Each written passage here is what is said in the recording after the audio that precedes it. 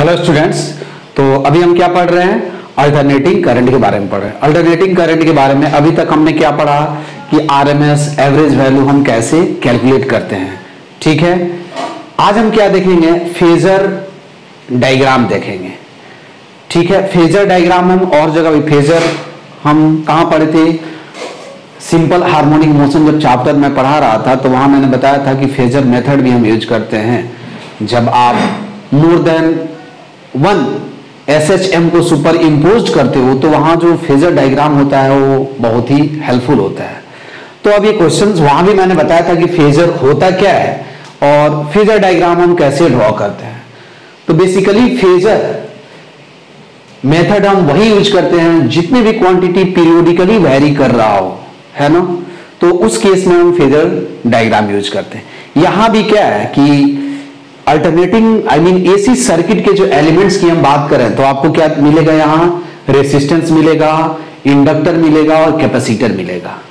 तो आपको यदि करंट फाइंड आउट करना हो कि टोटल करंट यदि कितना फ्लो हो रहा है या सप्लाई हो रहा है पावर सप्लाई के द्वारा, तो आप यहां फेजर मेथड यूज कर सकते हो और क्या होगा? वो बहुत ही हेल्पफुल होता है। क्या होता है? बहुत हेल्पफुल होता है। तो फेजर मेथड में बेसिकली क्या होता है? सबसे पहले हम क्या पढ़ते हैं? फेजर पढ़ते हैं। क्या? फेजर।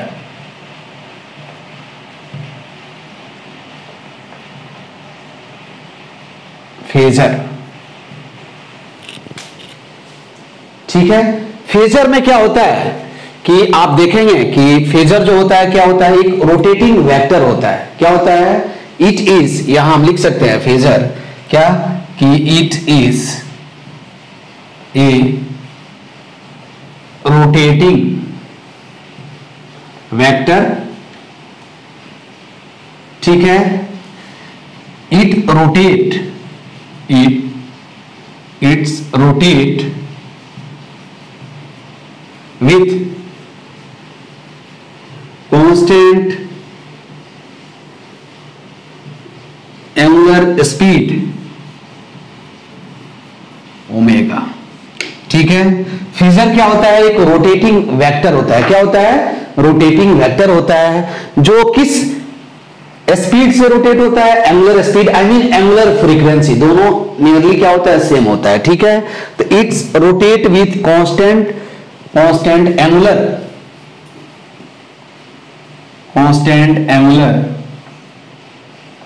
एंगुलर फ्रीक्वेंसी या angular speed omega. The magnitude, it's क्या होगा? It's magnitude is equal to, its magnitude is equal to amplitude of alternating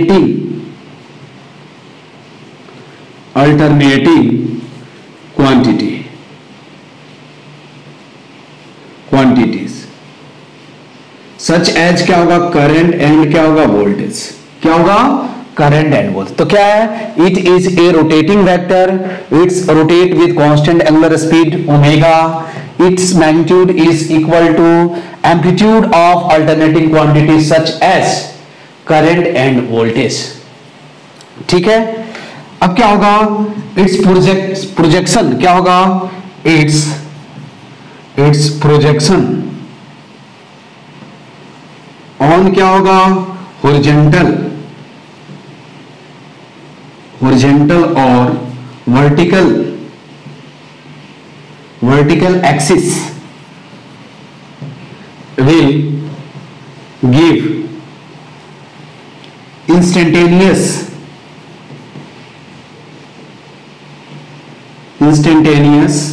value, instantaneous value of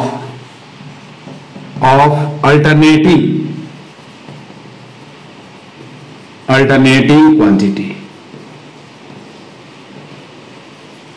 quantities such as क्या होगा? Current and voltage.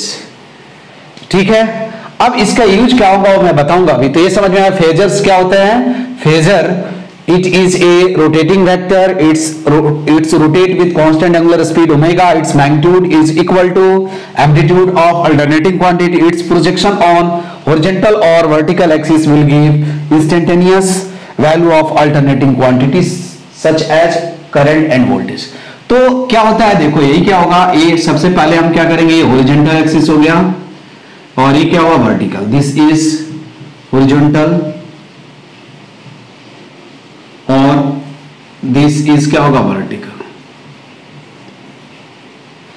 अब यही क्या होगा phasor. Phasor जैसे मान लो कि ये क्या हुआ, दिस इज फेजर. ये ऐसे रोटेट हो रहा है, किस, यही रेफरेंस लाइन हुआ. मान लो कि ये क्या है, रेफरेंस लाइन. रेफरेंस लाइन हुआ तो t इक्वल टू 0 पे ये कितना एंगल इधर मूव करेगा, यदि ये एंगुलर स्पीड ओमेगा से. This is nothing but the phasor. Phasor ठीक है. यही क्या है, ओ ए एक क्या है, फेजर है. फेजर एक क्या है, किस एंगुलर स्पीड से रोटेट हो रहा है, ओमेगा स्पीड से. ठीक है, क्लॉकवाइज एंटी क्लॉकवाइज कैसे भी रोटेट. अभी क्या है, मान लो कि t इक्वल टू 0 पे अल्टरनेटिंग क्वांटिटी का जो वैल्यू होगा वो क्या होगा, 0 होगा. तो कहां होगा, यहां. क्यों, क्योंकि यहां मैंने क्या बताया है, इट्स प्रोजेक्शन और हॉरिजॉन्टल और vertical axis will give instantaneous value. तो यदि t इक्वल टू 0 पे इसका वैल्यू क्या होगा, आई मीन किसी भी अल्टरनेटिंग क्वांटिटी का वैल्यू 0 होगा तो क्या होगा, आइदर इस reference I mean either vertical होगा और क्या होगा, हॉरिजॉन्टल होगा. ठीक है. तो ये देखो यहां हम क्या लिखेंगे कि ओमेगा, तो ये कितना एंगल मूव किया है, देखो थीटा. कितने एंगल मूव करेगा, थीटा इज इक्वल टू क्या हो जाएगा, ओमेगा इन. अब इसका प्रोजेक्शन इस पे लिखोगे, देखो तो इस पे यदि मान लो कि हम इसको आई नट मान लेते हैं या ए मान लेते हैं. ए यहां मैं जनरल ए क्या है, कोई वैल्यू है, इसको पी कंसीडर कर लो. ये क्या है, वैल्यू दिया कोई भी अल्टरनेटिंग क्वांटिटी जिसका एम्पलीट्यूड ए का मतलब क्या हुआ, एम्पलीट्यूड. ठीक है, क्या है, एम्पलीट्यूड. अब इसका जो प्रोजेक्शन इस पे होगा, देखो तो इस पे प्रोजेक्शन कितना होगा, ये कितना हो जाएगा, ए साइन क्या होगा, ओमेगा टी. और इस पे प्रोजेक्शन क्या होगा, इस पे आप प्रोजेक्शन देखोगे, यही प्रोजेक्शन हुआ यार. इस पे देखोगे तो क्या हो जाएगा, ए क्या हो जाएगा, कॉस ओमेगा टी. ठीक है. तो प्रोजेक्शन यहां क्या, देखो तो ए साइन ओमेगा टी और ए कॉस ओमेगा टी. अब ये साइन ओमेगा टी कब लेंगे, आपको मालूम है कि ये साइन ओमेगा टी कब कंसीडर करेंगे, कॉस ओमेगा टी कब कंसीडर करेंगे. ठीक है. तो हम क्या करते हैं, ऐसे ही क्या करते हैं, फेजर डायग्राम ड्रॉ करते हैं. फेजर का जो लेंथ होगा वो क्या होगा, क्या होगा, फेजर का जो लेंथ होगा वो अल्टरनेटिंग क्वांटिटी के एम्पलीट्यूड के क्या होगा, इक्वल होगा. क्या होगा, एम्पलीट्यूड के इक्वल होगा. और फेजर को हम किस एंगुलर स्पीड से, ओमेगा से हम क्या करेंगे, रोटेट करेंगे. इधर एंटी क्लॉकवाइज और क्लॉकवाइज, हमने यहां क्लॉकवाइज कंसीडर कर लिया है, कोई ये नहीं होना चाहिए. ठीक है. तो t इक्वल टू पी 0 पे जब इसका वैल्यू 0 होगा तब हम ये कंसीडर करेंगे. ठीक है, ये बात समझ में. तो ऐसे हम क्या करते हैं, यदि t इक्वल टू 0 पे कुछ वैल्यू नहीं दिया होगा, कुछ आई मीन कुछ वैल्यू होगा, तब यहां क्या आ जाएगा, ओमेगा टी प्लस फाई आ जाएगा. कैसे आएगा या बता सकते हो मुझे, ऑफ कोर्स बता सकते हो. देखो यहां क्या होगा कि सेम सिचुएशन हम यदि यूज करें, t इक्वल टू 0 पे मान लो कि क्या है, फेजर यहां है, क्या है, t इक्वल टू 0 पे पोजीशन है ओ ए एंगल कुछ वैल्यू होगा, ये फाई. ठीक है. अब मान लो कि किसी टाइम t, ये किस t इक्वल टू 0 पे स्टार्ट रोटेट होना शुरू किया है ना, तो ये कांस्टेंट एंगुलर स्पीड से, तो ऑफ कोर्स किसी टाइम t ये कितना एंगल टर्न होगा, ये कितना, omega T.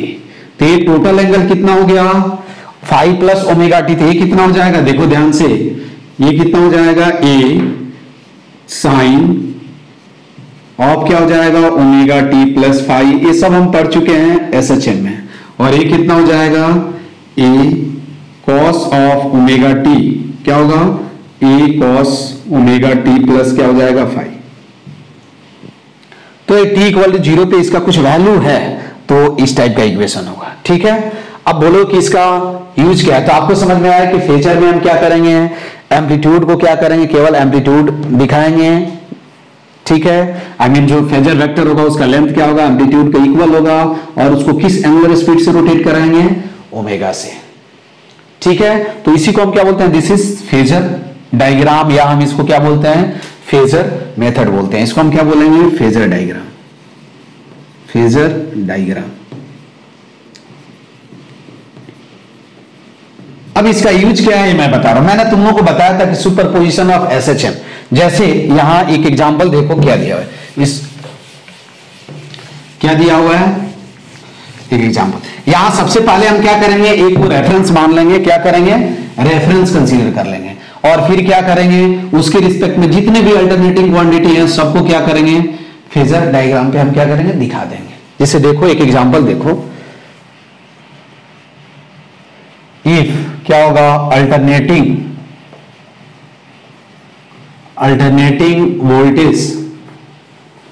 Voltage is given as, देखो V is equal to sine of, क्या है, sine of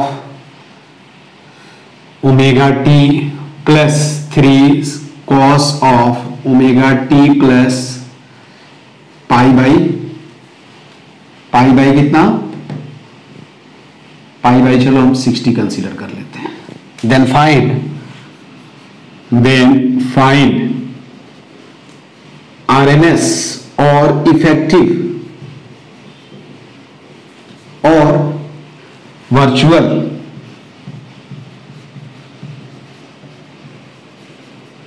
value of V। ठीक है, अब देखो इसको दो मेथड से हम सॉल्व करेंगे। एक तो सिंपल मेथड है, देखो मेथड फर्स्ट को हम यूज करें तो क्या कर सकते, सिंपल ट्रिगो का कॉन्सेप्ट यूज कर दें।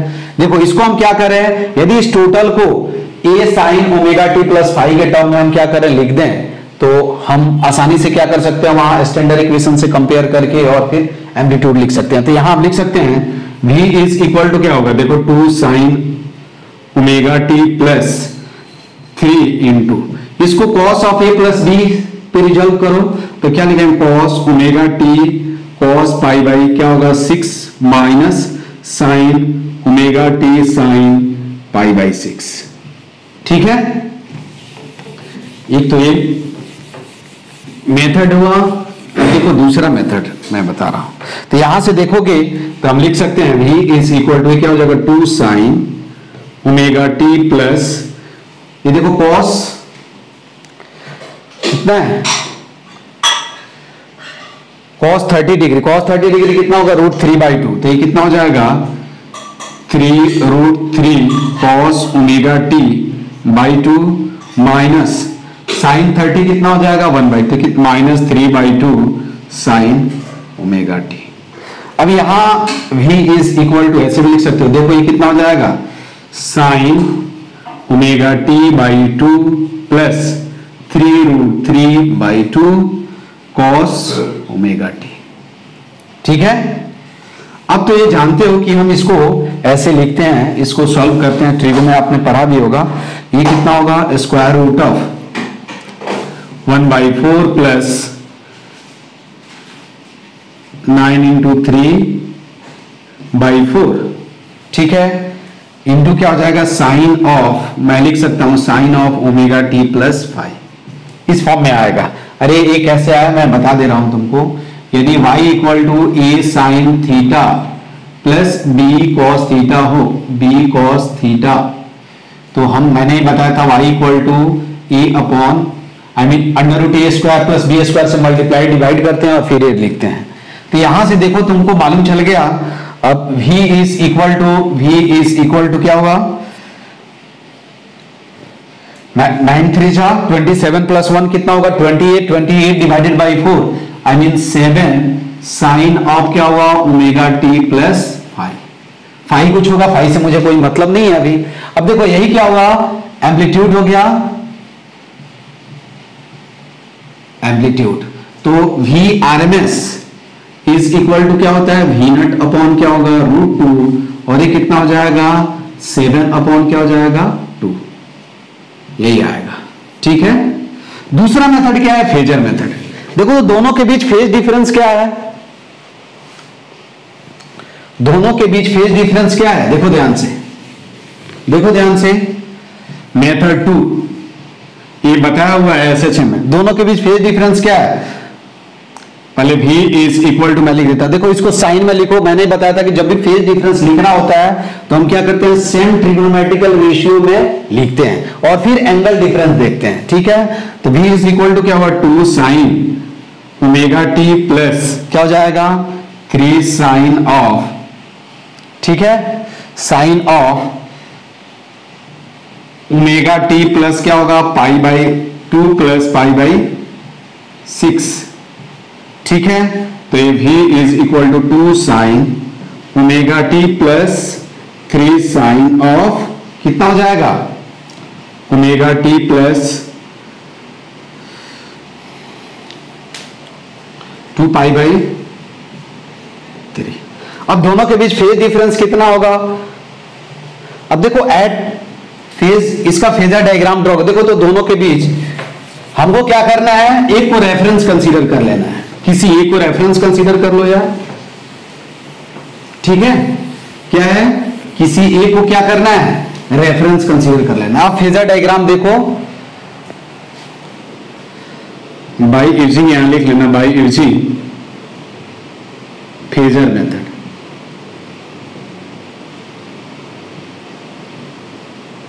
ठीक है। अब देखो इसको हम रेफरेंस मानते हैं, तो ये इसका क्या है, इसके रिस्पेक्ट में ये आगे कितना है, 2 पाई बाई 3, दोनों के बीच फेज डिफरेंस कितना है। तो एक फेजर हमने यहां एक ड्रॉ किया, ठीक है, इसका एंगल, इसका एम्पलीट्यूड कितना है, फेजर का लेंथ जो होगा वो क्या होगा, अल्टरनेटिंग क्वांटिटी के मैग्नीट्यूड के क्या होगा, इक्वल होगा। अल्टरनेटिंग क्वांटिटी के एम्पलीट्यूड के क्या होगा, इक्वल होगा। अल्टरनेटिंग क्वांटिटी के एम्पलीट्यूड के क्या होगा, इक्वल होगा। तो यही फेजर है, इसका एम्पलीट्यूड कितना दिया हुआ है, 2 दिया हुआ है। अब इससे कितने 2 पाई बाई 3 डिग्री पे एक दूसरा फेजर होगा जिसका एम्पलीट्यूड क्या दिया हुआ है, 3 दिया हुआ है। एंगल कितना हो गया, 2 पाई बाई कितना होगा, 3 होगा। अब इनका रिजल्टेंट होगा भाई, क्या होगा, यहां से आ जाएगा, यहां से। तो रिजल्टेंट दो वेक्टर, देखो तो दो वेक्टर मिला, दो वेक्टर के बीच एंगल कितना दिया हुआ है, उनका एम्पलीट्यूड दिया हुआ है, आई मीन उनका मैग्नीट्यूड दिया हुआ है। तो रिजल्टेंट जो होगा वो एम्पलीट्यूड होगा, ये तो वी नॉट। रिजल्टेंट एम्पलीट्यूड कितना होगा, अंडर रूट V1, ये V1 मान लो और इसको V2 मान लो, V1 square plus V2 square plus 2V1 V2 cos of कितना हो जाएगा, 2 पाई बाई कितना हो जाएगा, 3, ये रिजल्टेंट एम्पलीट्यूड।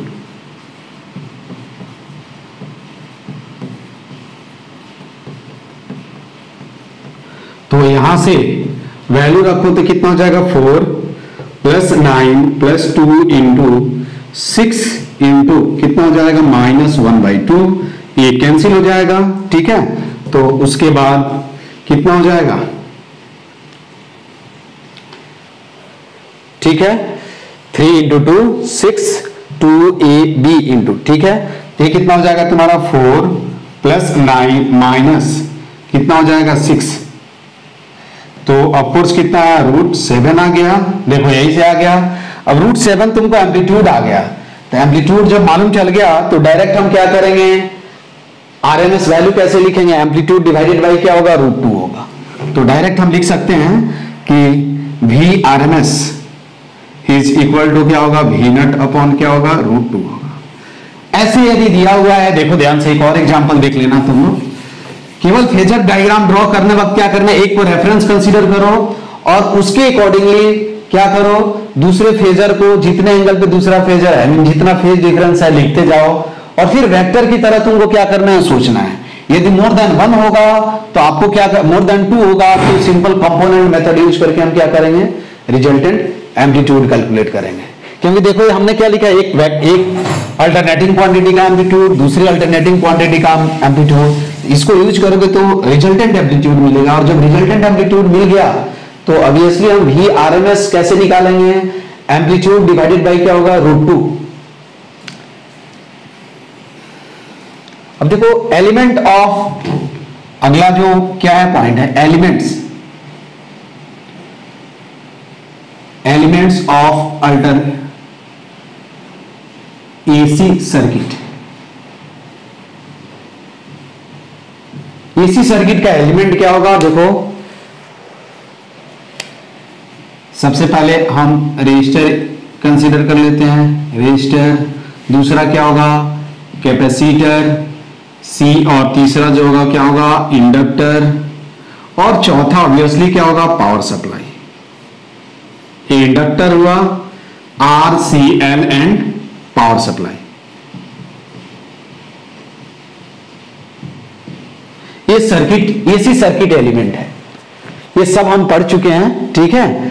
अब इसी का आप कॉम्बिनेशन अपने को क्या करना है? पढ़ना है कि कभी क्या होगा? एसी सर्किट प्योरली रेसिस्टिव होगा।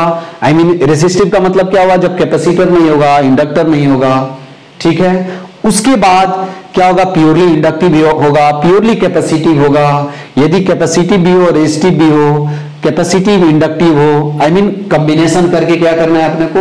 1 by 1 पढ़ना है। तो एलिमेंट, अब एसी सर्किट कंटेनिंग हम क्या पढ़ेंगे? 1 by 1 पढ़ेंगे।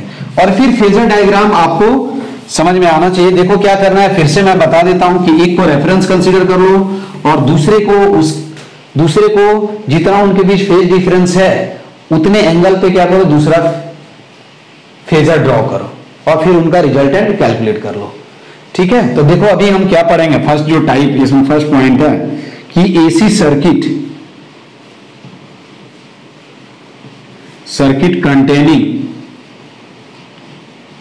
containing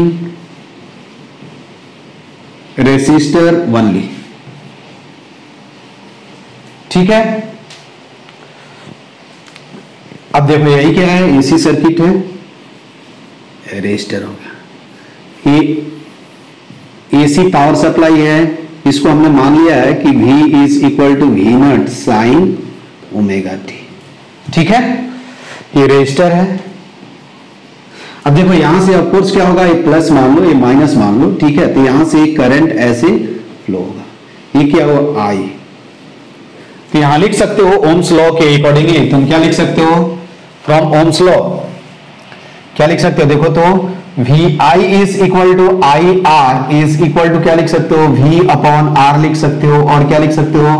वी नट अपॉन क्या लिख सकते हो? आर लिख सकते हो। और लिख सकते हो आई नट साइन क्या होगा?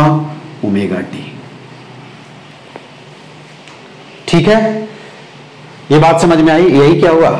अब देखो क्या होगा यहां दोनों के बीच आई मीन करंट और वोल्टेज, आई मीन इसके क्रॉस देखो ये दोनों क्या हैं। अब तुमसे कोई पूछे कि what is the phase difference between current and voltage across resistor, तो रेजिस्टर्स के क्रॉस जो देखो क्या होगा?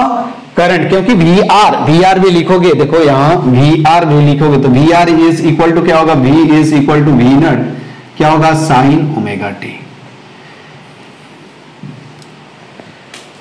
यहां क्या होगा? अब दोनों के बीच देखो कि मैंने बताया था कि इन फेज और आउट ऑफ फेज का मतलब क्या होता है, लैगिंग और लीडिंग का मतलब क्या होता है, ये बताया ऑलरेडी जब हम एसएचएम पढ़ रहे थे तो वहां मैंने बताया था।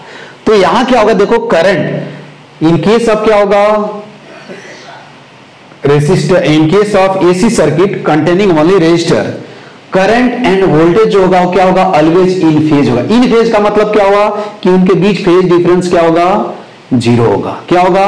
फेज डिफरेंस, आई मीन जब करंट क्या होगा? मैक्सिमम, आई मीन वोल्टेज जब मैक्सिमम होगा तो करंट भी मैक्सिमम होगा, करंट जब मिनिमम होगा तो वोल्टेज भी क्या होगा? मिनिमम होगा, एंड वाइस वर्सा, ठीक है। तो यहां बोल सकते हैं, क्या बोल सकते हैं कि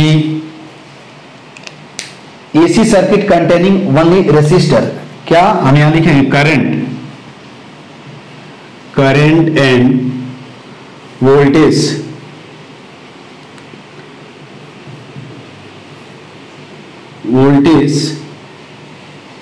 across, voltage drop across resistor are in क्या होगा? in phase, ठीक है। that is क्या होगा? phase difference between current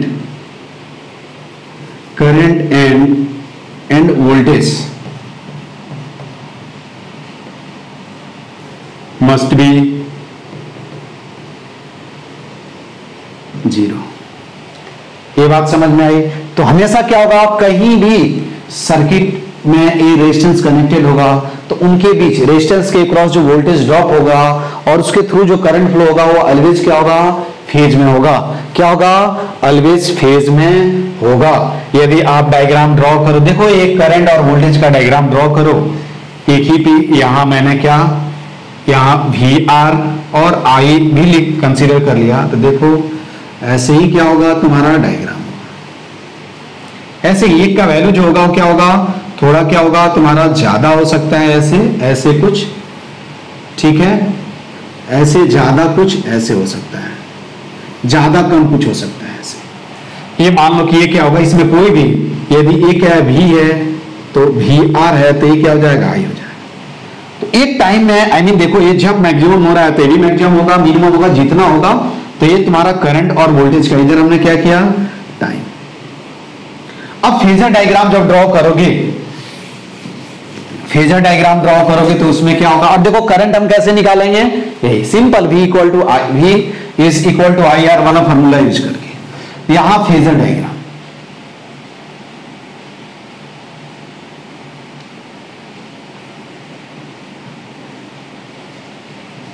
phasor diagram में मैंने किसी एक को, देखो यहां वी नट, ये तुम्हारा क्या हुआ, वी नट है ना, एम्पलीट्यूड अब क्या हुआ, voltage, this is amplitude of V R, symbol ले लेता हूं वी आर, ठीक है। और देखो दोनों के बीच फेज डिफरेंस क्या है, 0 है, तो करंट का भी डायरेक्शन क्या, आई नट जो होगा क्या होगा, इधर ही होगा। तो एम्पलीट्यूड ऑफ क्या होगा, करंट, आई मीन इनके बीच फेज डिफरेंस क्या हो गया, 0 हो गया। तो दोनों क्या होंगे, सेम लाइन। जैसे जैसे क्या होगा, जैसे जैसे इसको रोटेट कराओगे वैसे वैसे क्या होगा, ये भी क्या होगा, रोटेट होगा। क्या होगा, वोल्टेज भी क्या होगा, रोटेट होगा। इसका मतलब ये होगा, ठीक है, क्या होगा, इसका मतलब ये होगा। तो हमने ऐसे सिंपल, जैसे आई मीन वोल्टेज और करंट के बीच जो फेज डिफरेंस होगा वो क्या होगा, ऑलवेज क्या होगा, 0 होगा। कब, इन केस ऑफ रेजिस्टेंस। रेजिस्टेंस कहीं भी कनेक्टेड हो, याद रखना है कि वोल्टेज जो होगा और करंट होगा क्या होगा, always in phase, not out of phase. तो इसलिए मैंने लिखा है कि current and voltage drop across resistor R in phase, that is phase difference between क्या होगा, current and voltage must be 0।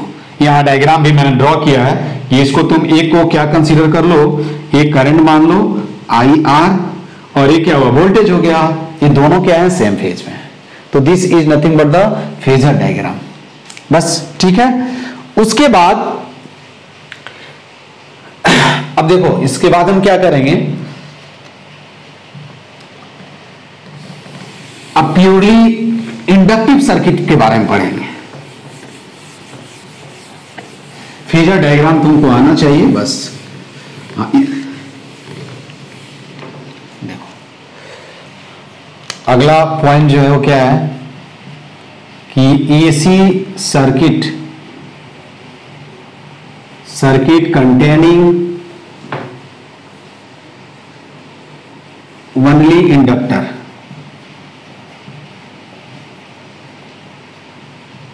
Inductor I mean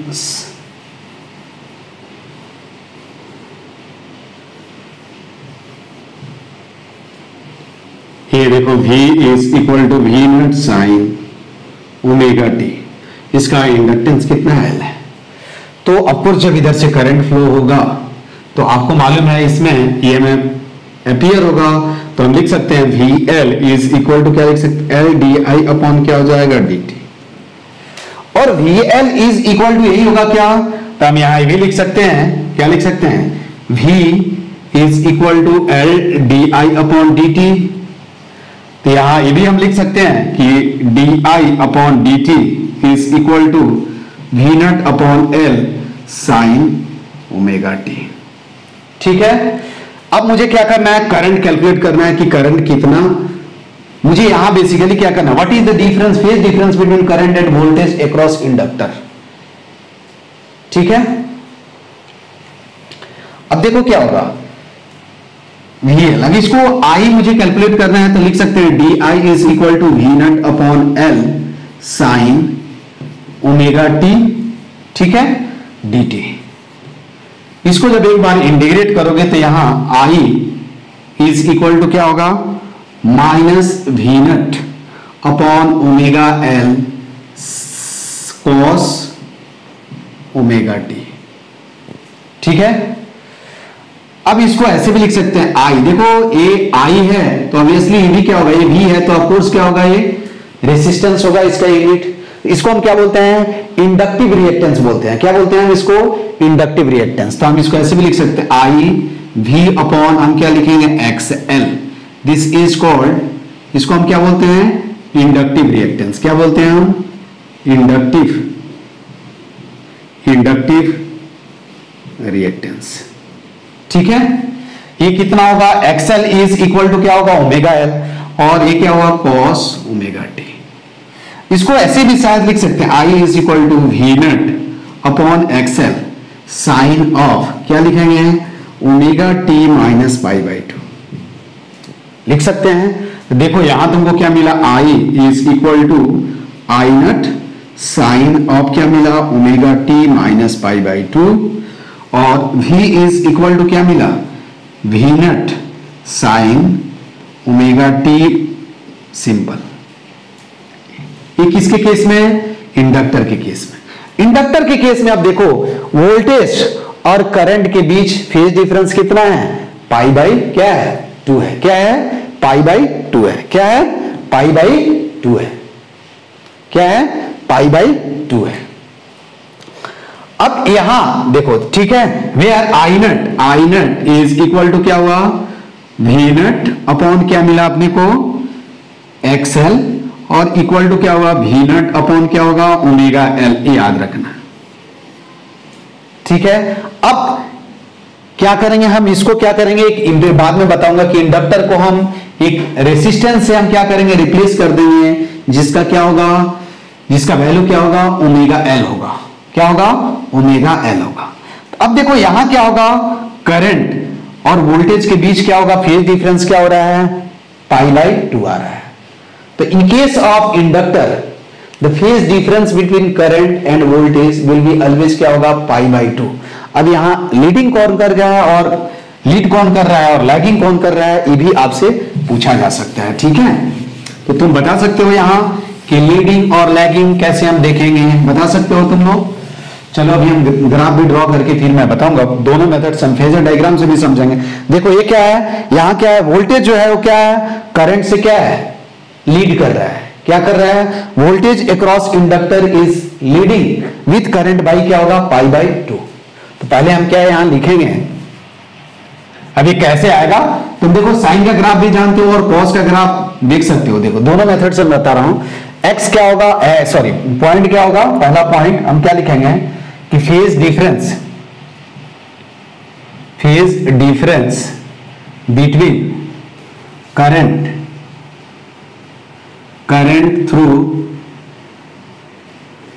through an inductor and potential difference, phase difference between current through inductor and potential drop across it is always क्या होगा, always pi by 2, ठीक है। Voltage across क्या होगा, voltage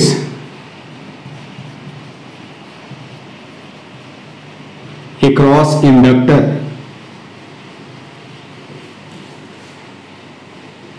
lead with current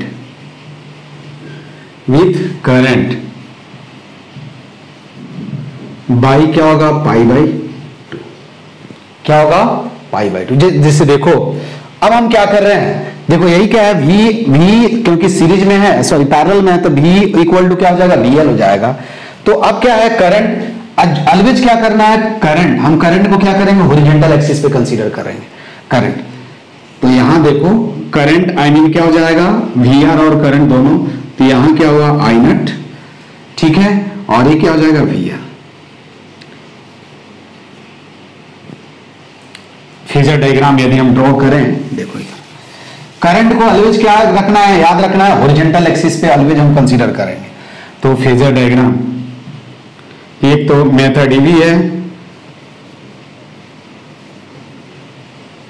phasor diagram में देखो current को, तो करंट क्या है हॉरिजॉन्टल, याद रखना है क्या हो गया आई नट, और ऑब्वियसली क्या होगा, क्योंकि ये देखो क्या है वी नट जो है इसे कितना है पाई बाई 2 आगे है, तो this is nothing but the क्या होगा वी एल, ठीक है। ये वी एल वोल्टेज अक्रॉस क्या होगा इंडक्टर, और आई क्या है करंट थ्रू क्या होगा इंडक्टर, ये क्या है आगे है। ये जो आगे होगा, जो देखो ऐसे रोटेट करा रहे हैं, ये जो आगे होगा वो क्या होगा लीड करेगा, जो पीछे होगा वो क्या होगा लैग करेगा। तो ये दोनों के बीच क्या है फेज डिफरेंस क्या है, कितना है पाई बाई 2 है। अब ऐसे साइन और कॉस का भी ग्राफ, कभी कभी ग्राफ दिया रहता है, तो इसमें क्या होता है कंफ्यूजन होता है। फिर हम आते हैं कि इंडक्टर क्या क्या चीज पे डिपेंड करता है, उसके लिए हम देखेंगे, ठीक है। ये समझ में आया ना फेजर मेथड, ठीक है। तो फेजर डायग्राम वी एल, और क्या होगा वोल्टेज अक्रॉस, एम्पलीट्यूड और वोल्टेज अक्रॉस इंडक्टर है ना, तो वोल्टेज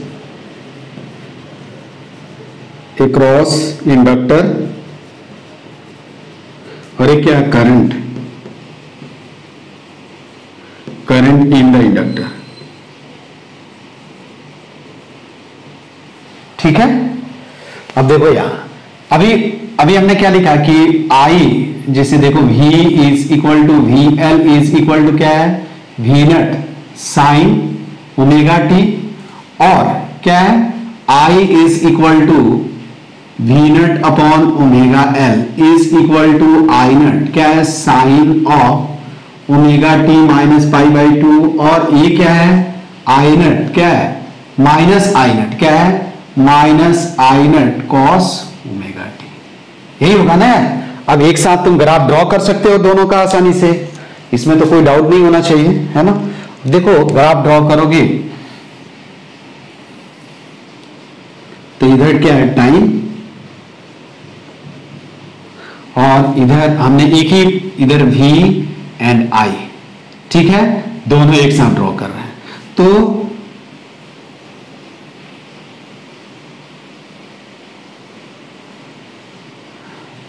देखना एम्पलीट्यूड जो दोनों तरफ क्या होगा सेम आना चाहिए, ठीक है। आप तो यहां क्या हो जाएगा, देखो ये किसका ग्राफ है वी एल का ग्राफ है, V L is equal to V naught sine omega T, और ऑब्वियसली कॉस का जो ग्राफ होगा क्या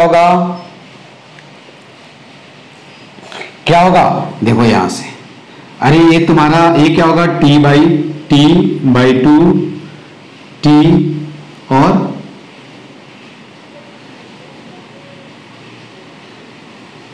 टी बाई 2 टी, ठीक है। यहां देखोगे तुम तो यहां क्या होगा मैक्सिमम होना चाहिए, और फिर क्या होना चाहिए यहां तुम्हारा क्या होना चाहिए, इसका वैल्यू क्या होना चाहिए 0 होना चाहिए, ठीक है। फिर यहां क्या होना चाहिए मैक्सिमम, तो यहां जो कॉस का ग्राफ जाएगा वो कुछ ऐसे होगा, ठीक है, इस टाइप का कुछ ग्राफ होगा, ऐसे तुमको मालूम है कुछ इस टाइप का ग्राफ होगा। तो ये किसका ग्राफ होगा, देखो यहां ध्यान से, ये क्या हुआ I is minus I naught cos of क्या हुआ कॉस ऑफ ओमेगा टी का ग्राफ हुआ। तो याद रखना है कि जो क्या होगा, देखो ऐसे ग्राफ दिया हुआ हो, ठीक है, ऐसे ग्राफ दिया हो और तुमसे पूछा जाए कि कौन सा लीड कर रहा है कौन लैग कर रहा है, तो जो क्या होगा वर्टिकल एक्सिस पे आगे ऊपर होगा वो क्या करेगा लीड करेगा, और जो नीचे होगा वो क्या करेगा लैग करेगा, ये तुम ध्यान देना, ठीक है। लीडिंग और लैगिंग के बारे में पूछा जाएगा तो क्या है कि प्योरली केस ऑफ क्या होगा इंडक्टर कहीं भी कनेक्टेड हो तो इंडक्टर के अक्रॉस जो करंट और वोल्टेज होगा उसके बीच क्या होगा फेज डिफरेंस कितना होगा पाई बाई 2 होगा, और वोल्टेज जो होगा वो करंट से क्या करेगा लीड करेगा, क्या करेगा करंट से लीड करेगा, कितने पाई बाई क्या होगा पाई बाई 2 से क्या करेगा लीड करेगा। अब हम आते हैं कि इंडक्टिव रिएक्टेंस क्या होता है।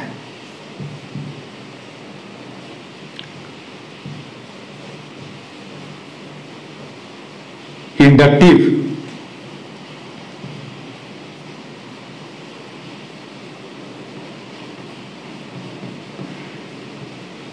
तो ये क्या होता है, resistance offer by the inductor to the क्या होगा, एसी करंट इज कॉल्ड क्या होगा, इज कॉल्ड इंडक्टिव रिएक्टेंस। क्या होगा, रेसिस्टेंस ऑफर, तो एक्सएल इज इक्वल टू क्या होगा, ओमेगा एल। ये समझ में आया कि ये क्या करता है, एसी करंट के फ्लो को क्या करता है, अपोज करता है। तो सिंपल हम क्या लिखेंगे कि resistance offer by the inductive reactance to the AC current is called inductive reactance. क्या है, इंडक्टिव रिएक्टेंस। अब इंडक्टिव रिएक्टेंस जो होगा वो क्या क्या चीज पे डिपेंड करेगा, तुम यहां से देख सकते हो कि इंडिपेंडेंट इंडक्टिव रिएक्टेंस क्या होगा, क्या होगा, इंडक्टिव रिएक्टेंस जो होगा वो क्या होगा, फ्रीक्वेंसी पे क्या होगा, डिपेंड करेगा, और इंडक्टेंस पे क्या होगा, डिपेंड करेगा। क्या होगा, फ्रीक्वेंसी एंड इंडक्टेंस पे क्या होगा, डिपेंड करेगा। तो यहां से अब यहां आप ग्राफ ड्रॉ करोगे, एक्सएल क्या होगा, एक्सएल वर्सेस क्या होगा, ओमेगा। तो देखो जैसे जैसे क्या होगा, ओमेगा बढ़ रहा है वैसे वैसे क्या होगा, एक्सएल भी क्या हो रहा है, बढ़ रहा है। और इसका जो स्लोप होगा, यदि ये थीटा दिया हुआ है तो tan theta is equal to slope is equal to क्या होगा, एल मिलेगा। L stand for inductance. तो ये क्या है, रिएक्टेंस, इंडक्टिव रिएक्टेंस, और इधर क्या है, एंगुलर फ्रीक्वेंसी। तो एक्सएल वर्सेस क्या है, ओमेगा इज ए क्या होगा, स्ट्रेट लाइन। ठीक है, कोई डाउट नहीं है ना। अब देखो क्या होगा, अब यहां तो जैसे जैसे क्या होगा, फ्रीक्वेंसी बढ़ाओगे वैसे वैसे क्या होगा, एक्सएल जो होगा वो क्या होगा, बढ़ेगा। आई मीन क्या होगा, एट हायर फ्रीक्वेंसी इंडक्टेंस जो होगा वो क्या होगा, बहुत ही क्या हो जाएगा, हाई हो जाएगा। तो हायर फ्रीक्वेंसी सिग्नल को क्या करेगा, इंडक्टर जो होगा वो क्या करेगा, ब्लॉक कर देगा। तो इसलिए इंडक्टर इज ऑल्सो कॉल्ड क्या होगा, लो पास फिल्टर। क्यों, क्योंकि हायर फ्रीक्वेंसी को क्या करता है, ब्लॉक कर देते हैं, और लो फ्रीक्वेंसी सिग्नल को क्या करता है, पास करता है। ठीक है, तो एक पॉइंट भी आप लिख सकते हो कि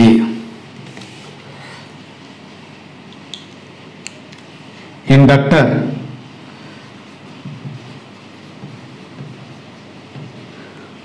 फॉर क्या होगा, for high frequency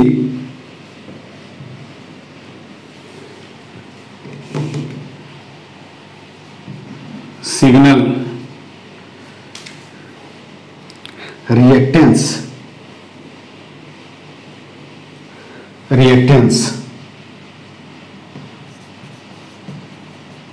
offer is क्या होगा, very high. That is inductor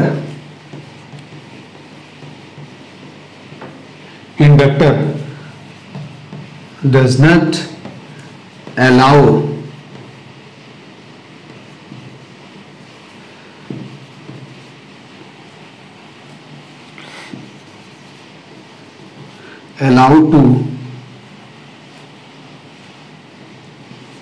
to pass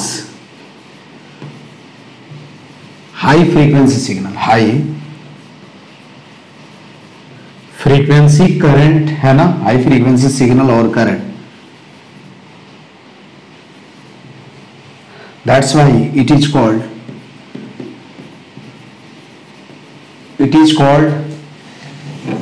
low pass filter. इसलिए इसको हम क्या बोलते हैं, लो पास फिल्टर बोलते हैं। क्या बोलते हैं हम, it is called low pass filter. ठीक है, फॉर क्या होगा, for DC signal omega is equal to क्या हो जाएगा, 0 हो जाएगा, और एक्सएल इज इक्वल टू क्या हो जाएगा, 0 हो जाएगा। तो for DC signal inductor behave like क्या होगा, शॉर्ट सर्किट। क्या होगा, इंडक्टर को हम क्या करेंगे, फॉर डीसी सिग्नल इंडक्टर है तो क्या हो जाएगा, ये शॉर्ट सर्किट की तरह हम क्या करेंगे, रिप्लेस कर देंगे फॉर डीसी सिग्नल।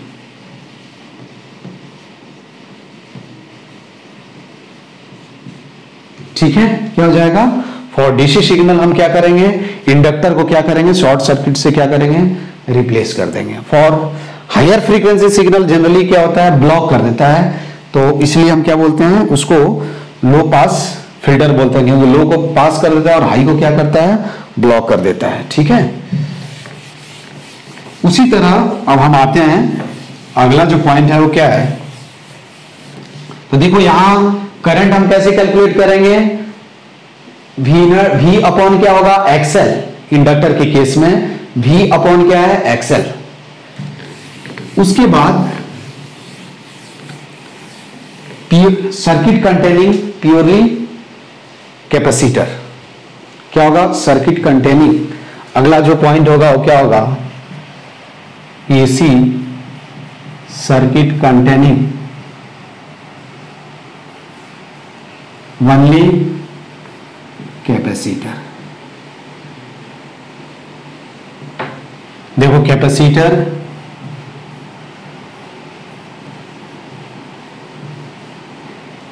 ये क्या, सी इसका कैपेसिटेंस सी है, A plus A minus, again एक करंट आई जाएगा, V is equal to V naught sine omega t. तो आपसे कोई पूछे कि करंट कैलकुलेट करो तो करंट कैसे कैलकुलेट करोगे, देखो अब हम जानते हैं Q इज इक्वल टू क्या होता है, CV होता है यार, क्या होता है Q, किसी टाइम t इस पे चार्ज क्या है, Q है, तो Q is equal to C, V तो यही होगा यार, देखो तो VC is always equal to क्या होगा, V, क्योंकि पैरेलल है, तो V Q is equal to क्या होगा, VC is equal to C V है ना, और इसको लिख सकते हैं Q is equal to C V naught sine omega T.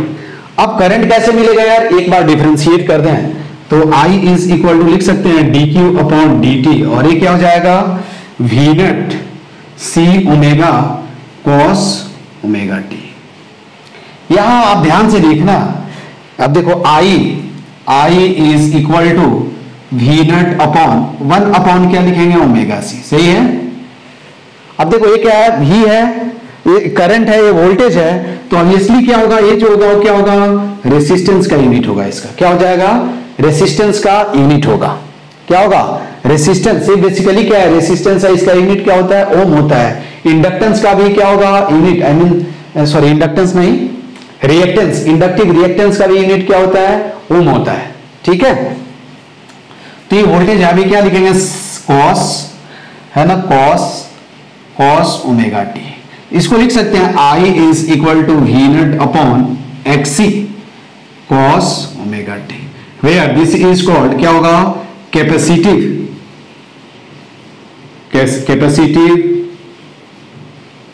Reactance. इसको हम क्या बोलते हैं, कैपेसिटिव रिएक्टेंस बोलते हैं, और इसका वैल्यू क्या होगा, XC इज इक्वल टू क्या होगा, 1 अपॉन ओमेगा C, क्या होगा, XC is called 1 upon omega C।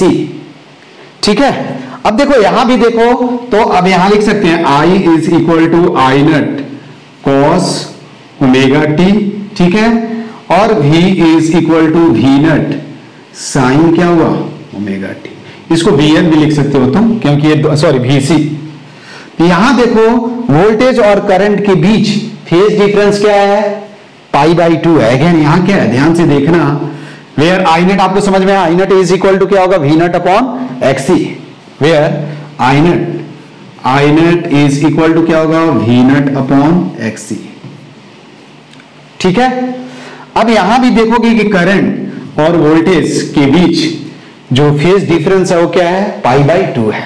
लेकिन यहां क्या है, आई मीन देखो करंट दिया हुआ होगा तो हम वोल्टेज लिख सकते हैं, वोल्टेज दिया होगा तो इसके क्रॉस क्या कर सकते हैं, करंट हम लिख सकते हैं। ठीक है, तो यहां भी हम बोल सकते हैं कि क्या होगा, phase difference between current and voltage drop across capacitor is pi by क्या होगा 2। यहां क्या होगा, करंट जो होगा वो वोल्टेज से क्या करेगा, लीड करेगा। ये current lead with voltage by क्या होगा, बाई पाई बाई क्या होगा 2। तुम ग्राफ भी ड्रॉ कर सकते हो यार, देखो इसका ग्राफ ड्रॉ कर सकते हो, ठीक है। क्या होगा, करंट जो होगा वोल्टेज से कितना लीड करेगा, पाई बाई 2। मैंने क्या बोला था कि करंट को ऑलवेज मुझे क्या करना है, हॉरिजॉन्टल पे रखना है। तो हम करंट को हम क्या कर रहे हैं, रेफरेंस कंसीडर कर लेते हैं। तो इसको क्या लिख सकते हैं, अरे इसको क्या लिख सकते हैं, हमको क्या करना है, देखो फेजर डायग्राम ड्रॉ करना है। तो हमने क्या किया, करंट को क्या है, ये क्या है, करंट है आई नट। अब वीसी क्या होगा, लैगिंग कर रहा है, यहां क्या है, करंट लीड कर रहा है। तो वीसी जो होगा क्या होगा, क्या होगा, नीचे होगा ना यार, किधर, वर्टिकल नीचे होगा ना। तो ये क्या होगा, देखो इधर क्या होगा, वीसी होगा, ठीक है। ये amplitude of capacity voltage, I mean ये क्या हो जाएगा, वी नट। हम बेसिकली यहां वीसी लिख दिए हैं, लेकिन यहां भी क्या होगा, वी नट होगा। वी नट क्या होगा, वोल्टेज होगा। वीसी क्योंकि हर बाद में वीसी मिलेगा हर जगह, क्योंकि अभी तो हम एक एलिमेंट कंसीडर कर रहे हैं, करंट बाद में हम दो ज्वाइन करके कंसीडर करेंगे, तो वहां तुमको मालूम होना चाहिए, ठीक है। अब देखो क्या होगा, अभी आई जो है वो क्या है, हॉरिजॉन्टल। ऑलवेज करंट क्या करना है, हॉरिजॉन्टल रखना है। अभी बाद में बताऊंगा कि वर्टिकल हम कब रखते हैं, वो बाद में बताऊंगा। क्योंकि ये करंट और वोल्टेज को हम क्या करेंगे, आइदर हम हॉरिजॉन्टल रख सकते हैं किसी एक को, ठीक है। तो यहां हमने करंट को कंसीडर किया है। तो आई, तो वोल्टेज देखो, तो वोल्टेज क्या है, इससे लैग कर रहा है कितने, पाई बाई 2 पे। तो ये क्या हो जाएगा, नीचे हो जाएगा, किधर हो जाएगा, नीचे। तो ये क्या हुआ, फेजर डायग्राम।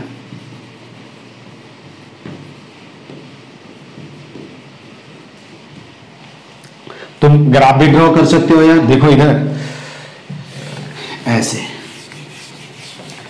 तो कैपेसिटर के क्रॉस, अब देखो दो पॉइंट तुमको याद रखना पड़ेगा। इंडक्टर के क्रॉस क्या होगा, करंट जो होगा क्या होगा, वोल्टेज से कितना, पाई बाई 2 क्या होगा, लैग करेगा। वाइल कैपेसिटर के क्रॉस क्या होगा, करंट जो कैपेसिटर के थ्रू जो करंट होगा वो क्या होगा, वोल्टेज से क्या करेगा, कितने, पाई बाई 2। देखो ये नीचे ऐसे, ये क्या है, ये देखो ये आगे है, ये पीछे है। तो इसलिए क्या होगा, ये जो हुआ करंट जो हुआ क्या हुआ, वोल्टेज से क्या किया, लीड किया, कितने, पाई बाई 2 से। कितने से लीड किया, पाई बाई 2 से। अब आप ग्राफ से भी समझ सकते हो, देखो इसका ग्राफ क्या होगा, कॉस। ऐसे मैं अलग अलग भी ड्रॉ कर देता हूं, तो तुमको या एक साथ ड्रॉ करने से ज्यादा अच्छा रहता है। तो यहां मैंने VC और I दोनों ग्राफ एक साथ कंसीडर कर रहा हूं। देखो किसका, इसका थोड़ा सा, चलो वन साइकिल ही मैं ड्रॉ कर देता हूं, बाद में तुम खुद से ड्रॉ कर लेना, ठीक है।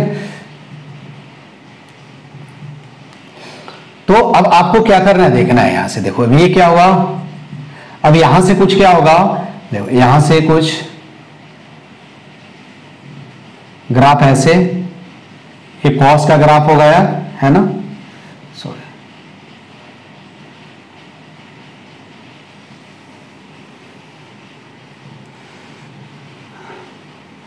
यहां मैक्सिमम होगा,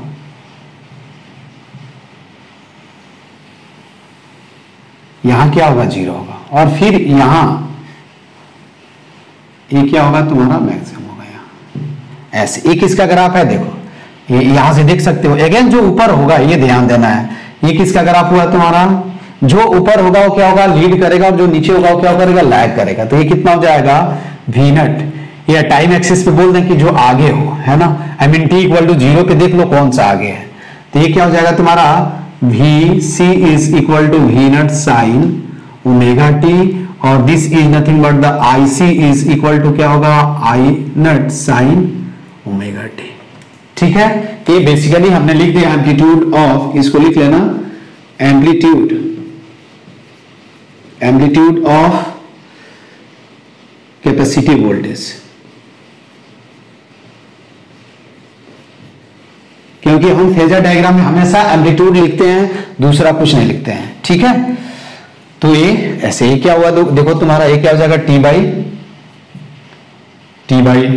कितना हो जाएगा, T by 4, T by 2, 3 T by 4 और टी। ठीक है, तो ये तुम्हारा क्या हो जाएगा, 1 साइकिल हो जाएगा, है ना। ऐसे क्या होगा, ग्राफ हम ड्रॉ करते हैं।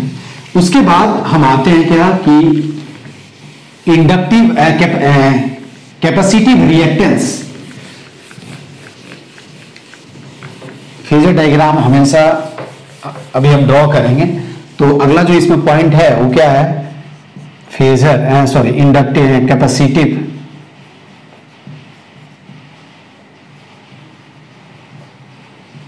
रिएक्टेंस क्या होगा, एक्सी। तो एक्सी इज इक्वल टू क्या होगा, अगेन क्या होगा, रेसिस्टेंस ऑफर बाय द क्या होगा, capacitor for the AC current is called क्या होगा, कैपेसिटिव रिएक्टेंस। तो एक्सी इज इक्वल टू क्या होगा, 1/ω/c। यहां लिख लेना कि एसआई यूनिट ऑफ क्या होगा, एक्सी और एक्सएल इज क्या होगा, ओम, क्योंकि ये सिंपल रेसिस्टेंस ही है ना। ठीक है, उसके बाद फॉर क्या होगा, for DC signal omega is equal to 0, तो एक्सी इज इक्वल टू क्या होगा, इंफिनिटी। आई मीन फॉर क्या होगा, डीसी सिग्नल क्या होगा, कैपेसिटर जो होगा क्या होगा, ओपन स्विच की तरह क्या होगा, काम करेगा। ठीक है, उसके बाद एट क्या होगा, एट लो फ्रीक्वेंसी क्या होगा, at very low frequency. Ideally क्या होगा, ये क्या करेगा, लो फ्रीक्वेंसी पे क्या होगा, रिएक्टेंस क्या होगा, reactance is very high, hence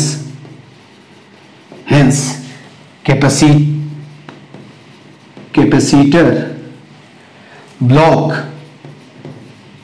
लो क्या होगा, हाई होगा। तो क्या होगा, हाई के जब रिएक्टेंस हाई हो जाएगा तो क्या होगा, वो जस्ट ओपन की तरह क्या करेगा, बिहेव करेगा, ऐसे हम बोल सकते हैं। I mean low frequency signal को ये क्या करता है, ब्लॉक करता है, और हाई फ्रीक्वेंसी सिग्नल को क्या करता है, ये पास करता है। तो हम बोल सकते हैं at very low frequency reactance is very high, that is, हम ऐसे बोल सकते हैं, it will nearly behave like a open switch, and hence capacitor block low frequency signal. Hence capacitor block yeah, capacitor does not allow to pass low frequency signal.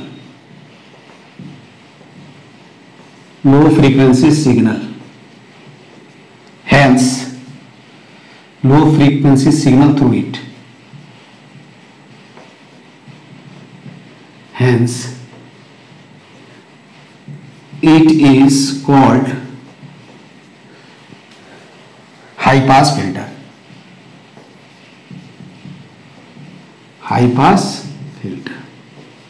ठीक है, अगला point जो है क्या है कि जब एक्सी वर्सेस क्या होगा,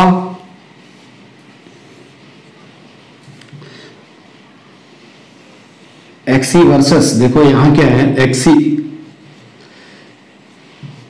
और ओमेगा, तो ये क्या हो जाएगा, XC is inversely proportional to क्या होगा, ओमेगा। तो ये क्या हो जाएगा, XC versus XL, XC versus क्या होगा, एक्सएल नहीं, एक्सिस वर्सेस ओमेगा इज क्या होगा, रेक्टेंगुलर हाइपरबोला। तो हम क्या लिख सकते हैं, XC versus omega is a rectangular hyperbola.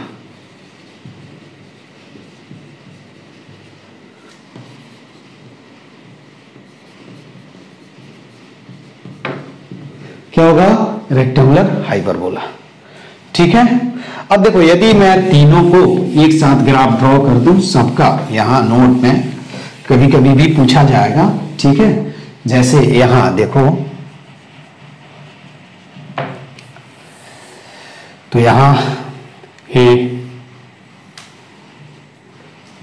इस पे हमने आर, एक्सएल और एक्ससी ओमेगा के साथ ग्राफ ड्रॉ करोगे तो ऐसे होगा कुछ।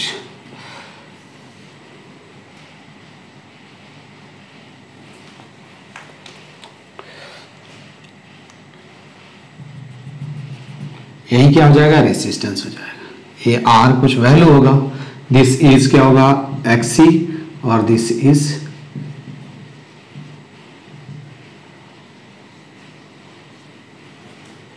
ठीक है। तो ये तुमको क्या करना है, माइंड में रखना है। यहां हमने क्या लिखा, एंगुलर फ्रीक्वेंसी।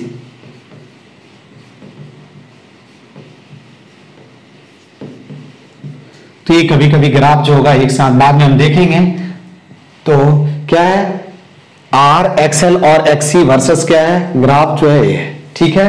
तो यहां मैं नोट में लिख देता हूं, ठीक है, 3 पॉइंट को एक साथ मैं नोट में लिख देता हूं। क्या होगा देखो, फॉर क्या होगा, for AC circuit containing resistor only, क्या होगा, V is equal to V naught sine omega t, IR is equal to, ये VR लिख लेना, ठीक है, I naught sine omega t. I mean दोनों के बीच क्या होगा, फेज डिफरेंस क्या होगा, नो फेज डिफरेंस, ठीक है। फॉर क्या होगा, for AC circuit containing inductor only, क्या होगा, V L is equal to V naught sine omega T, और IL इज इक्वल टू क्या होगा, I naught sine of omega T minus pi by 2। Where I naught equal to क्या है, I naught is equal to V naught upon omega L। ये ध्यान रखना है, ठीक है। ये क्या हुआ, रेसिस्टेंस हो गया, ठीक है। उसके बाद फॉर, अभी तक जो हम लोगों ने पढ़ा, फॉर कैपेसिटिव, क्या हो जाएगा, फॉर कैपेसिटिव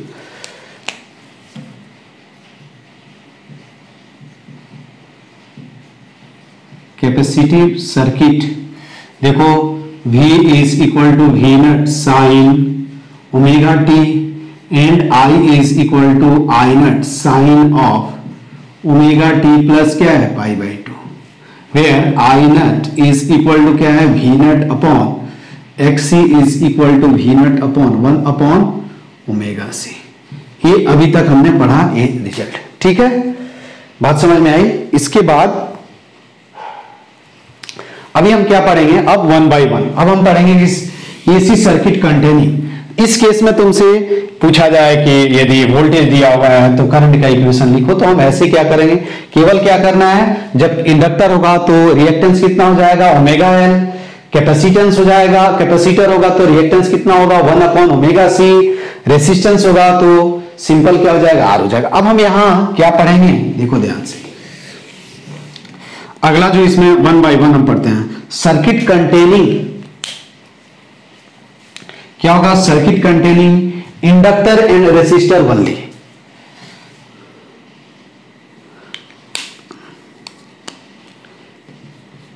एसी सर्किट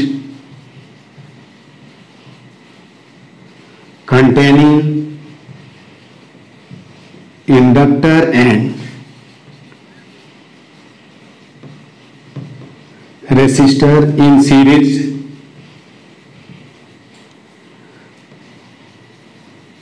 इसको हम ऐसे ही बोलते हैं सीरीज एलआर सर्किट। क्या बोलेंगे हम, सीरीज एलआर सर्किट।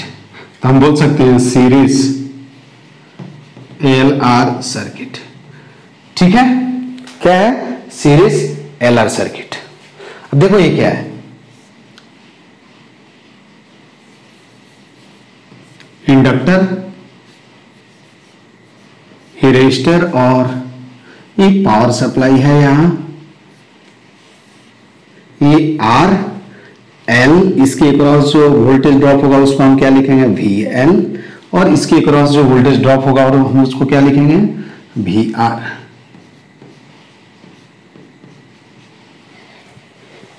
यही हम लिखेंगे। बात समझ में आया? यही हम क्या है लिखने वाले हैं, ठीक है। और यहां क्या है, ये भी है।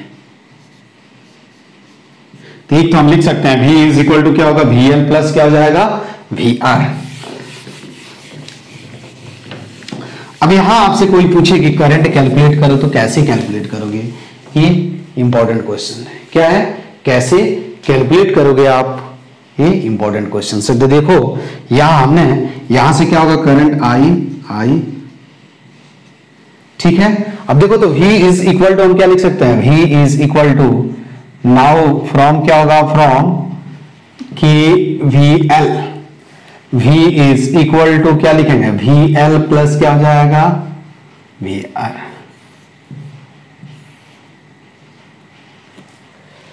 ठीक है, क्या लिख सकते हैं, VL प्लस क्या लिख सकते हैं, VL प्लस VR, यही लिख सकते हैं ना।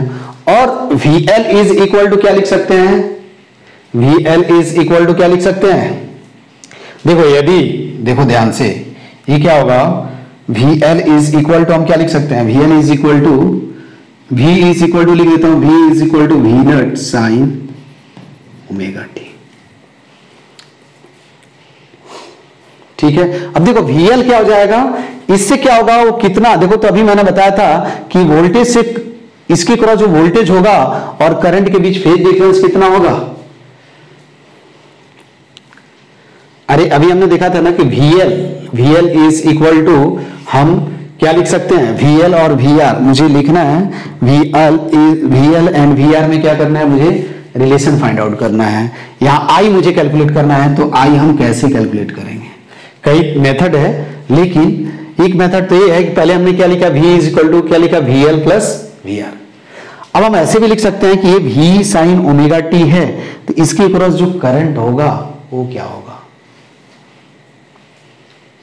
करंट कैसे लिख सकते हैं, इससे कोरिलेट करके, करंट तो सेम होगा यार, तो इसके क्रॉस जो करंट होगा वो क्या होगा, I अपॉन क्या हो जाएगा, I अपॉन क्या हो जाएगा, वैसे नहीं लिखेंगे, देखो I, अब मुझे क्या करना है, VL लिखना है, इधर मैं बता रहा हूं तुमको, VL इज इक्वल टू क्या लिखेंगे, I। अभी I नहीं हुआ, इसके क्रॉस जो फेज डिफरेंस होगा करंट के बीच क्या हो जाएगा, इसके क्रॉस जो फेज डिफरेंस होगा वो VL से क्या हो जाएगा, कितना हो जाएगा, ये यदि V साइन ओमेगा टी है तो ये क्या हो जाएगा, वही रहेगा कि कुछ अलग होगा, बता सकते हो आप, वही रहेगा या अलग रहेगा, ये बता सकते हो आप मुझे। तुमको देखो ये बात समझ में आनी चाहिए, मैंने अभी बताया था कि इंडक्टर कहीं भी कनेक्टेड हो, याद रखना है कि यदि क्या होगा, ये पावर इनपुट हम क्या दे रहे हैं, V साइन ओमेगा टी दे रहे हैं, तो इसके क्रॉस क्या हो जाएगा, माइनस क्या होगा, minus V cos omega t, I mean क्या होगा, सॉरी माइनस, यदि यहां साइन ओमेगा टी है तो इधर क्या होगा, अरे इंडक्टर के क्रॉस या कैपेसिटर के क्रॉस फेज डिफरेंस क्या होता है, करंट एंड वोल्टेज के बीच क्या होता है, π/2 होता है। तो एक तो मेथड ये भी है कि हम VL इज इक्वल टू हम क्या लिखते हैं, इसके क्रॉस करंट लिख दें और इसके क्रॉस विद फेज, तो यहां हमने क्या लिखा, VL इज इक्वल टू हम क्या लिख सकते हैं, VL is equal to I into क्या लिखेंगे, ओमेगा L। अब ये I हम ऐसे नहीं लिखेंगे, I इज इक्वल टू हम क्या लिखेंगे, ऐसे लिखेंगे, देखो I नट ओमेगा L क्या होगा, अभी साइन है ना, क्या साइन, माइनस क्या लिखेंगे, साइन माइनस कॉस क्या होगा, कॉस ओमेगा टी। और VR इज इक्वल टू क्या हो जाएगा, देखो ये कैसे आया, तुमको अभी मैंने बताया था कि क्या बताया था कि हम क्या करते हैं, अभी मैंने बताया था कि इनपुट जो वोल्टेज देते हैं और इसमें जो करंट होता है उसके बीच फेज डिफरेंस कितना होगा, π/2 होगा, अभी बताया था इधर। तो ये देखो वही से मैंने लिखा है कि minus I not omega L cos omega T, और VR इज इक्वल टू क्या हो जाएगा, ओमेगा R क्या हो जाएगा, कॉस ओमेगा टी। यही होगा, कोई डाउट नहीं है ना, क्या होगा, यही होगा, है ना। अब देखो यहां से तुम लिख सकते हो, यहां हम क्या लिख सकते हैं, V इज इक्वल टू अब यहां हम लिख सकते हैं, तो V इज इक्वल टू क्या हो जाएगा माइनस, देखो आई नट, ठीक है, क्या हो जाएगा माइनस, सॉरी ये साइन ओमेगा टी होगा ना, साइन ओमेगा टी, ठीक है, तो माइनस आई। अब हम यहां लिख सकते हैं omega plus minus omega L, ठीक है, कॉस ओमेगा टी प्लस क्या हो जाएगा आर साइन ओमेगा टी। अब तुमको ये बात मालूम चल जाएगा कि V इज इक्वल टू, देखो ये क्या हो जाएगा आई नट, ठीक है। अब हम जानते हैं, देखो एक स्टैंडर्ड फॉर्म में आएगा तो हम यहां क्या लिख सकते हैं, स्क्वायर रूट से क्या करें मल्टीप्लाई करें और क्या कर दें हम डिवाइड कर दें, कोई डाउट नहीं होगा ना। तो हम क्या कर रहे हैं, इसको r अपॉन अंडर रूट क्या लिख रहे हैं ओमेगा एल स्क्वायर प्लस क्या हो जाएगा आर स्क्वायर, ठीक है, sine omega T minus omega L upon क्या हो जाएगा square root of omega L square plus R square, ठीक है, कोई डाउट नहीं है ना, अरे कोई डाउट नहीं है ना इसमें, हाँ, प्लस क्या लिख देंगे R square cos omega t. दूसरा मेथड ही मैं बता रहा हूं, यहां से देखो ये क्या हो जाएगा V is equal to I naught upon क्या हो जाएगा आई नट, हाँ, और यहां हम क्या लिखेंगे under root omega L square plus क्या हो जाएगा आर स्क्वायर, ठीक है। दूसरा तरीका मैं बता रहा हूं, देखो ध्यान से कि हम इसको कैसे, अब ये क्या हो जाएगा आई नट इंटू क्या हो जाएगा, देखो आई नट क्या हो जाएगा I naught square root of क्या हो जाएगा V naught I mean omega L the whole square plus क्या हो जाएगा आर स्क्वायर, और ये कितना आएगा साइन ऑफ, मैं लिख देता हूं ओमेगा टी माइनस फाइव या प्लस फाइव जो भी आएगा, ठीक है, ये मैंने डायरेक्ट लिख दिया। अब ये क्या हो जाएगा तुम्हारा, दिस इज नथिंग बट क्या होगा रिएक्टेंस हो जाएगा, इसको हम क्या बोलते हैं, क्या बोलते हैं, सिंपल हम रिएक्टेंस बोलेंगे, सिंपली हम क्या बोलेंगे इंपीडेंस। तो अब हम क्या कर सकते हैं इस सर्किट को डील, एक तो ये मेथड हुआ, फेजर मेथड ही बता रहा हूं, फेजर मेथड में इतना टाइम नहीं लगेगा।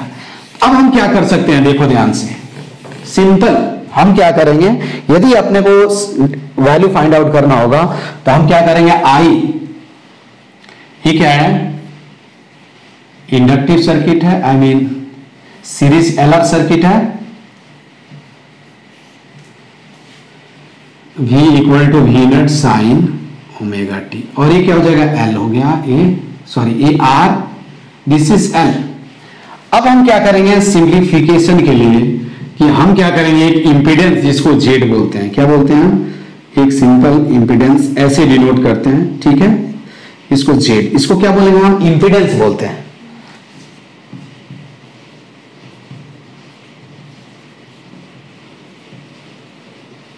ए इज इक्वल टू क्या होगा square root of R square plus क्या हो जाएगा एक्सएल स्क्वायर, और सिंपल हम क्या करेंगे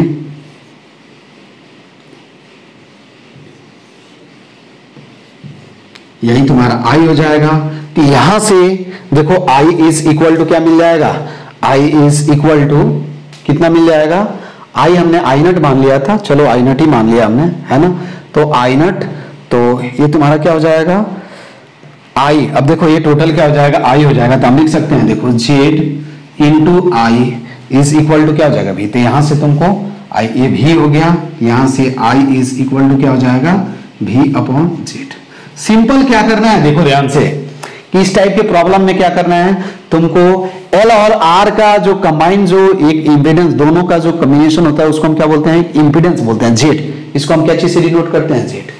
आई मीन क्या करना है एल और आर को क्या करना है आप सिंपल जेड से रिप्लेस कर दो और v इज इक्वल टू क्या करो आई आर, लेकिन जेड इज इक्वल टू क्या होगा आर स्क्वायर प्लस क्या हो जाएगा एक्सएल स्क्वायर, ठीक है, square root of R square plus XL square. एक मेथड ये है, ये थोड़ा सा लेंदी मेथड है, तो हम इससे भी क्या कर सकते हैं सॉल्व कर सकते हैं, तो यहां से भी करंट मालूम चल जाएगा, ठीक है। दूसरा मेथड मैं बता रहा हूं तुमको फेजर मेथड।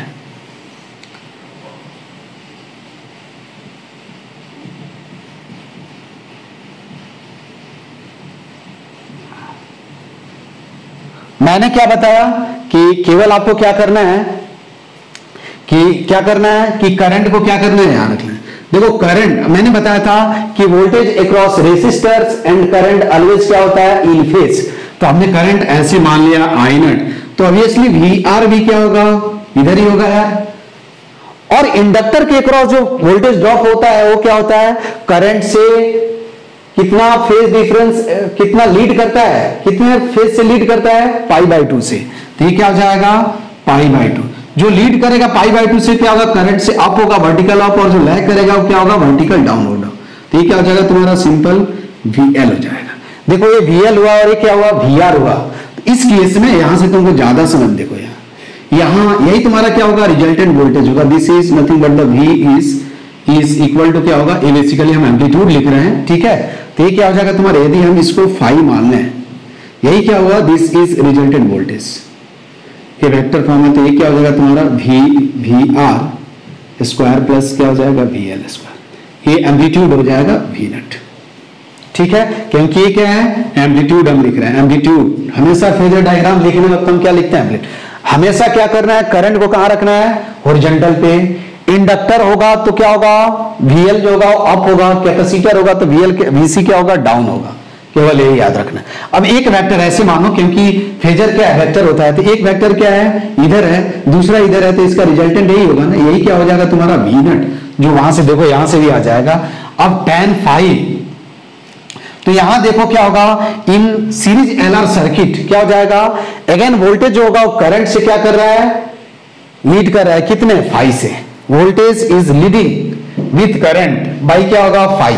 तो यहां लिख सकते हैं वोल्टेज क्या होगा, अभी पहले हम लिखें। तो अब देखो यहां VL I mean V0 is equal to क्या होगा, square root of VL square plus क्या होगा, ये क्या है, एम्पलीट्यूड ऑफ पावर सप्लाई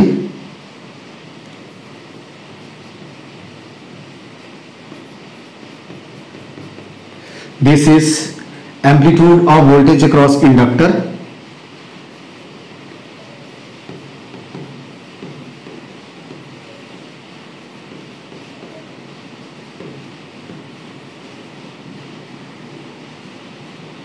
और एम्पलीट्यूड ऑफ वोल्टेज। तो ये इंडक्टर के केस में। अब तो तुम यहां से, ठीक है, अब देखो यहां तो कभी कभी ये रिजल्ट बहुत इंपॉर्टेंट है, ये पूछा जाएगा, देखना तुम जब न्यूमेरिकल सॉल्व करोगे तो ये पूछा जाता है इससे कि V इज इक्वल टू क्या होगा, under root VL square plus क्या हो जाएगा, VR स्क्वायर। VL क्या है, voltage, amplitude of voltage drop across inductor. VR क्या है, amplitude of voltage drop across क्या होगा, रेसिस्टर। और ये कभी कभी क्या है, RMS भी वैल्यू दिया, इधर भी RMS, हम दोनों तरफ RMS लिख ले तभी भी क्या होगा, वैलिड होगा। ये याद रखना है, आइदर हम RMS वैल्यू लिख सकते हैं और क्या एम्पलीट्यूड ले सकते हैं, दूसरा कोई वैल्यू नहीं लिख सकते हैं, ठीक है। अब आप देखो यहां से tan phi, ये अगला पॉइंट हुआ। दूसरा पॉइंट क्या होगा कि tan phi is equal to क्या लिख सकते हैं, VL, क्या लिखेंगे, VL अपॉन क्या होगा, VR। और VL को क्या लिख सकते हैं, देखो तो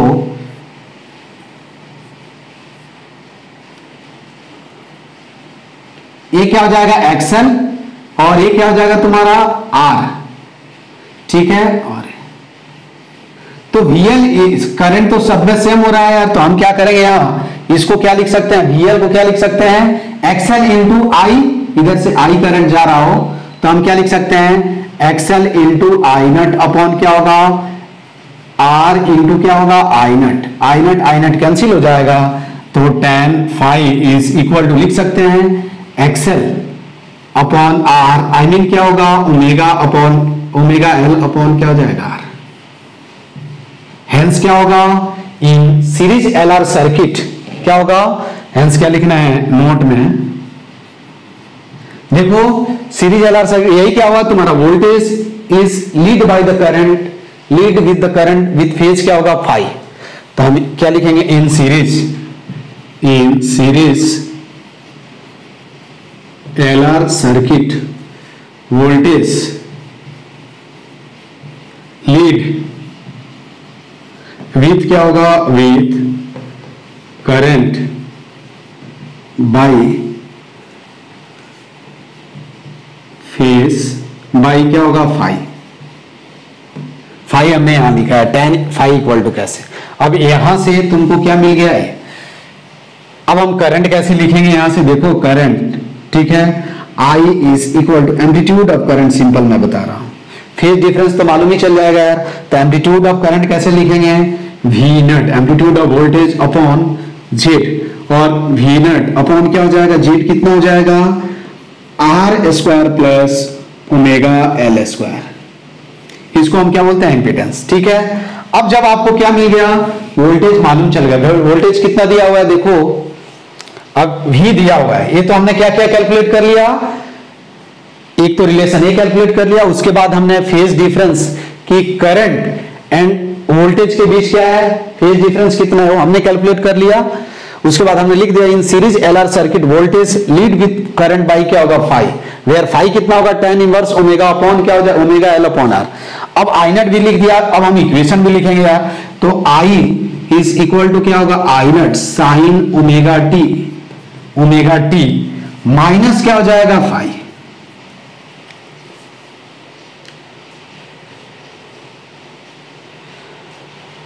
और V इज इक्वल टू क्या होगा, वी नट साइन क्या हो जाएगा, ओमेगा टी, सिंपल। ये ऐसे हम क्या करेंगे, लिखते हैं। तो देखो फिर से क्या करना है, जब भी फेजर डायग्राम ड्रॉ करो तो ऑलवेज करंट को क्या करो, करंट और VR ऑलवेज क्या होगा, इन फेज होगा, VR और करंट क्या होगा, ऑलवेज इन फेज होगा। तो हमने क्या किया, VR को हॉरिजॉन्टल पे रखा, करंट ऑलवेज हॉरिजॉन्टल पे रखेंगे, उसके रिस्पेक्ट में वोल्टेज जो होगा, इंडक्टर के केस में क्या होता है, 90 डिग्री से लीड करता है करंट से, तो इसलिए इससे 90 डिग्री पे हमने क्या किया, दिखाया।